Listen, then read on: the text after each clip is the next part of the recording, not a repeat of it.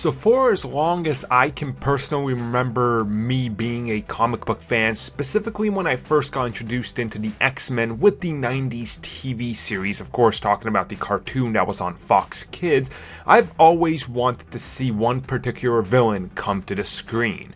And this particular villain just so happens to be Sinister, or Mr. Sinister, who is a giant nemesis of the X-Men. And of course, seeing X-Men Apocalypse, I thought they were exactly going to lead into that moment for Old Man Logan, what we thought at that time anyway was going to be Old Man Logan, which is now only known as Logan. So my excitement was pretty high, as I think was many people's. And in case you guys have forgotten or didn't see it, the post-credits scene of X-Men Apocalypse was actually Essex Corp, and they go over and they get the blood vials for Wolverine's blood, which of course means that they're probably doing some experiments in cloning, which of course I think many of us believe leads to X-23. So naturally, Essex Corp, Essex, Mr. Sinister, it's all right there. So we were kind of excited to see him finally make his debut in X-Men Apocalypse's sequel, which is Logan. It really is, considering it's the next movie.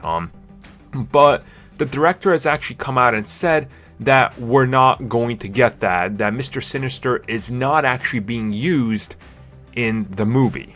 And he pretty much said that the reason he's not appearing in the movie is because the type of movie they're trying to make is a real movie that's kind of set in a almost realistic world, and that kind of villain just would not work in this story. But then, if that's the case, how did they actually clone X-23? And could this actually be the next series of movies that takes place after Apocalypse? Because let's say the 90s set movie, and the early 2000s movie, and the 2010s movie by then, could these next movies that are going to be put out over the next 8 to 10 years actually tell us the story? So by the time we actually catch up with where Logan is in real time, in in like another decade or so, are we actually going to see X-23 get cloned and kind of bring the story all the way around? Which I honestly think would be a cool way to do it, and still then use Mr. Sinister as a 90s villain, which would be awesome for the 90s set X-Men movie, considering he is a 90s product villain. So honestly, I'm a little bummed, but then also I'm so